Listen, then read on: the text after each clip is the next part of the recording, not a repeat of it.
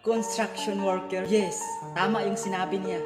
Madumi, mabaho, maitim, minsan walang ligo. Pero kumikita kami sa marangal na trabaho. Yes, tama nga kayo. Mabaho, maitim, minsan walang ligo. Ang tanong, kung walang construction worker, may matutulugan ba kayo? May maganda mang paaralan at daanan? At mga building at gusali?